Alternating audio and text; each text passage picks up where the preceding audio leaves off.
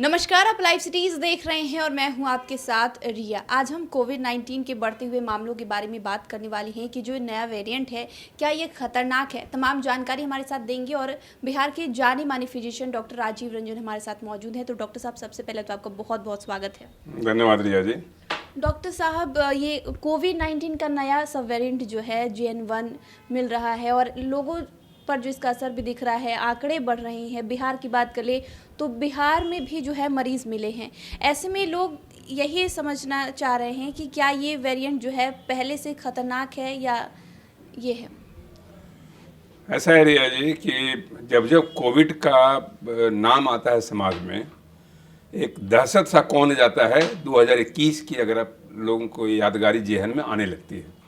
2021 में जिस तरह का मंजर था, जिस तरह का खौफनाक मंजर था, वो अभी तक लोग सोच लेते हैं और कल्पना में कर लेते हैं कि शायद उसी तरह का तो कोई चीज़ नहीं है। जबकि ये सच्चाई है। मैं आपको बता रहा हूँ कि उसके बाद ओमिक्रॉन आया, वैक्सीन्स काफ़ी लगे, ओमिक्रॉन का इन्फेक्शन आया, इससे लोकल एंटीबॉडी बननी शुरू हो गई। तो ओमिक्रॉन जो वायरस जब आया इसके बाद, डेल्टा वायरस के बाद, तो बहुत ज़्यादा कुछ कर नहीं पाया, समाज में आया और निकल गया, बहुत ज़्यादा क्षति नहीं पहुंचा पाया, अस्पताल में लोड नहीं बढ़ा पाया, मौतों की संख्या नहीं बढ़ा पाया। अब ये जितने भी स्ट्रेन आ रहे हैं, जैसे नया स्ट्रेन आपने जो कहा, वो जो अभी इधर रिपोर्ट हुआ है, वो ओमिक्रॉन की ही संतति है, JN.1। तो ओमिक्रॉन की संतति कहने का मतलब है सब लीनियज कहते हैं इसको। इसमें एक स्पाइक प्रोटीन का म्यूटेशन होता है। तो ये जो होता है, नॉर्मली जो था XBB वेरिएंट ऑफ ओमिक्रॉन, उसको कहते थे हम लोग 2:2.86। वो तो चल ही रहा था, लेकिन उसकी संतति के रूप में, सब वेरिएंट के रूप में ये आ गया JN.1। अब सवाल ये उठता है कि कोई भी जब वेरिएंट आता है रिया जी, तो हम लोग 3 पैमाने पर उसे तौलते हैं। वो पैमाना क्या है कि पहला है कि इसकी ट्रांसमिसिबिलिटी क्या है, कितना ये इन्फेक्शन कर सकता है लोगों में, जैसे एक मरीज कितने लोगों को इन्फेक्ट कर सकता है। दूसरा फैक्टर होता है कि कितना हॉस्पिटलाइजेशन इसमें होता है, कितने लोगों को हॉस्पिटल में जाने की ज़रूरत पड़ती है। और तीसरा कि इससे मौतें कितनी होती हैं। तो अभी दहशत का माहौल इसलिए हुआ है कि 8 दिसंबर को पहला JN.1 रिपोर्ट हुआ केरला से, और उसके बाद से लगातार कोविड की संख्या बढ़ने लगी। और अभी जो आज का जो रिपोर्ट मैं बता रहा हूँ कि करीब करीब 6.5 से केस फ्रेश पूरे भारतवर्ष में रिपोर्ट हुआ है कोविड में। लेकिन उसका लीनियज टेस्ट जब होगा तो पता चला है कि ये JN.1 है या नहीं। अभी अभी बिहार में 2 केस रिपोर्ट हुआ है, वो दोनों, लेकिन वो ट्रैवल हिस्ट्री है, एक का केरला का, एक का आसाम का।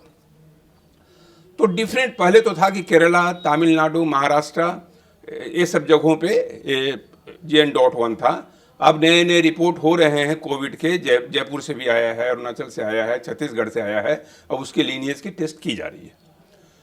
WHO ने इसे वेरिएंट ऑफ इंटरेस्ट कहा है।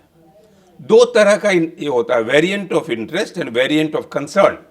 वेरिएंट ऑफ कंसर्न वो होता है जिसमें हॉस्पिटलाइजेशन बढ़ता है, मौतें बढ़ती हैं। उसमें होता है कि पूरी सरकार को मुस्तैद रहना है, अलर्ट रहना है, ताकि अस्पतालों में जितनी व्यवस्था है उसको इस तरह से रखा जाए ताकि कोई भी इमरजेंसी मरीज है उसे रिफ्यूज नहीं किया जा सके, उसे बेड मिले, उसे ऑक्सीजन मिले।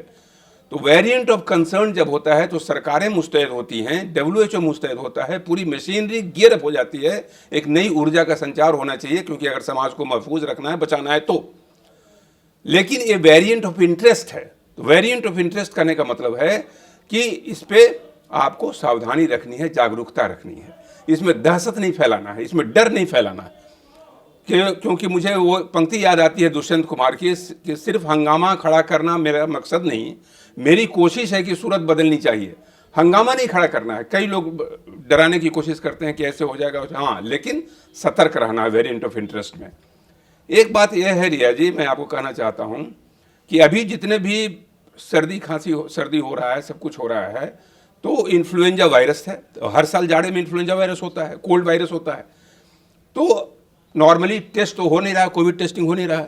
ये जितने भी टेस्ट हुए हैं, ये सब हुए हैं या तो लोग ऑपरेशन में जा रहे हैं या चांस फाइंडिंग हुआ है, कहीं ना किसी वजह से टेस्ट हुआ, ये पॉजिटिव आ गया। टेस्ट का दायरा अब बढ़ाना होगा।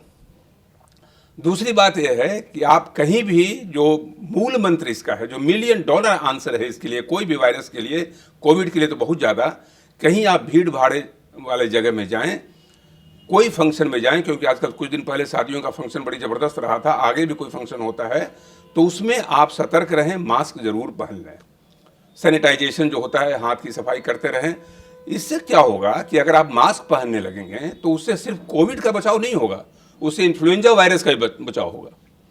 और इन्फ्लुएंजा वायरस के बचाव के साथ मैं आपको एक कहना चाहता हूँ, आपका चैनल प्रतिष्ठित चैनल है, उसके माध्यम से मैं संदेश संप्रेषित करना चाहता हूँ कि अगर इन्फ्लुएंजा का वैक्सीन, कोविड को अगर मान लीजिए आप थोड़ी देर के लिए भूल भी जाइए, तो हर व्यक्ति को इन्फ्लुएंजा का वैक्सीन जरूर लगा लेना चाहिए, खास करके उम्र दराज वाले लोगों को, आज जिनको या तो डायबिटीज है या प्रेशर है या किडनी प्रॉब्लम है या कोई मेलिग्नेंसी का प्रॉब्लम है।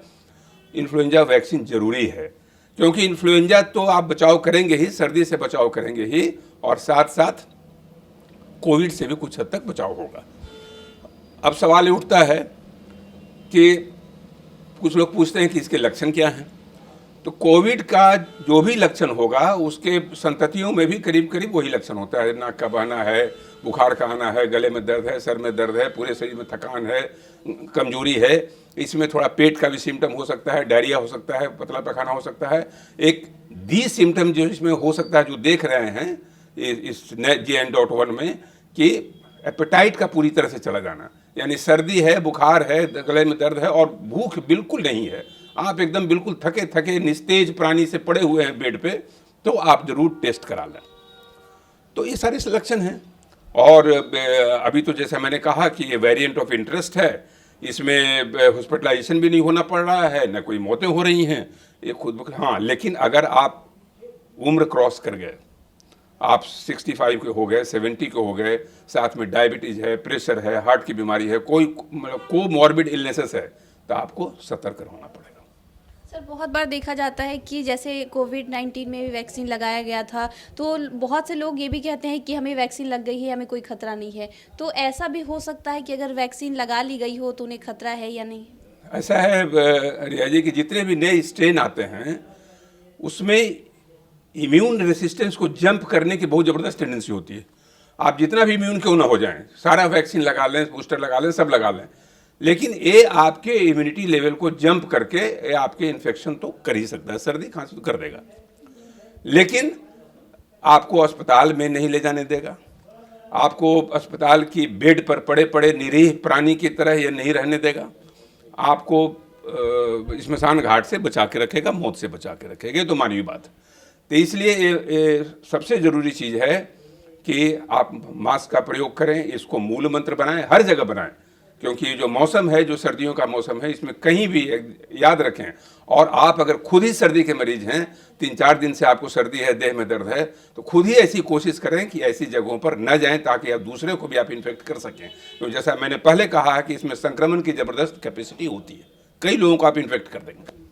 तो शुक्रिया डॉक्टर साहब, जो आपने जानकारी दी उसके लिए बहुत बहुत शुक्रिया। धन्यवाद रिया जी। तो आप डॉक्टर राजीव रंजन को सुन रहे थे, जिन्होंने पूरी जानकारी हमारे साथ कोरोना वायरस के नए वेरिएंट के बारे में जानकारी साझा की है। इस विषय में आप क्या सोचते हैं, हमें कमेंट कर जरूर बताएं। चैनल को सब्सक्राइब कर ले, फेसबुक पेज को लाइक कर ले। वीडियो देखने के लिए आपका शुक्रिया।